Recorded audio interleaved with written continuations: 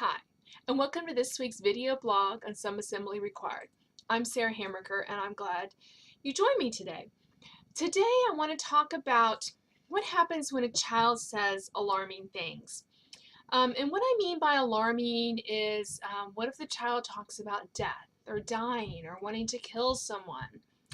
These are children who are mostly happy, mostly seems to be getting along with everyone. They're just saying weird things. How are we to react to that? What are we to do? I'm going to start by telling you a story about one of my kids. My youngest, a couple of years ago, when he was 7, 8 years old, started saying, I swear, every night at the dinner table, when I'm 19, I want to die in my sleep.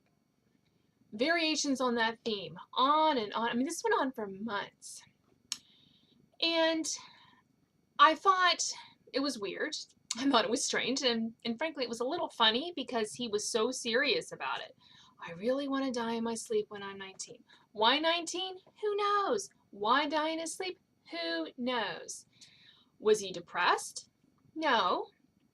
And I'll tell you real quick, this is not, I don't want you to take this as you should not seriously consider what your children are saying.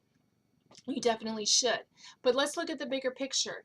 Was he overall happy in school? Yes. Was he friendly? Did he have friends? Was he withdrawn? Were there any other symptoms besides what he was saying that seemed to indicate that there was something else going on here? And the answer to that is no. He was just obsessed with this idea of dying in his sleep when he was 19. He also was a little bit obsessed with dying. I don't know why. There wasn't like deaths in the family. There wasn't like school shootings that he was aware of. There wasn't anything like this. For some reason, this was what was in his mind. And we did have to talk to him because he did write on one of his school papers, I want to die. And of course, that's very alarming to teachers. So I told him he couldn't do that anymore, and I'll talk a little bit about how we handle it. That's just an example of how kids are weird. So then I had a mom write to me and say that her 7-year-old son was doing a worksheet at school and made a mistake that he couldn't erase, that he could still see after he erased, but there was no extra worksheets. He got very upset. He cried and hit her under the table. This is a 7-year-old second grader. And of course he was deeply embarrassed by all this, and then he told the substitute teacher that he wanted to run into a brick wall and kill himself. And of course that alarmed the school system. Now, on the one hand, I'm very glad that they're taking utterances of this type seriously. For many years, they didn't look at, they ignored that, or they said that's just kid stuff. But now I think the pendulum has swung in the other direction, where they overreact to things because they're so afraid of missing it. And I guess in the whole scheme of things, I would rather have them overreact than underreact. So I'm not unhappy that they do this. There are kids who need help, and we do need to catch them. However, we have forgotten that kids are weird and they say strange things. They talk hyperbolic. I mean, her son was basically saying the equivalent of, I want to die from embarrassment. But because he's 7, he doesn't have that self-actualization. So he's literally saying, I want to die. Does he really want to kill himself? No, but he literally wants this floor to open up and swallow him. I mean, haven't we all felt that way? Haven't we all said things like that? I wish I could disappear. I want to go away. I am so embarrassed.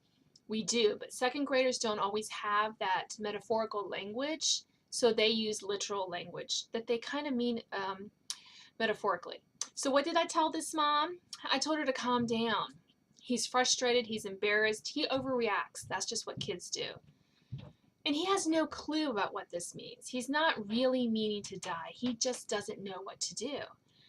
Kids do this all the time. They're hyperbolic. They use these things in a way that's frustrating for adults because we can't always understand, do they really mean it or they're just saying it. They exaggerate on purpose. And the other thing that I told this mom is that I don't know why talking about death and dying has become so alarming in our children. There's a part of me who says that I think we should talk about it more. And I get why schools are nervous about this. We talk about it at home, and we tell our kids don't talk about it at school.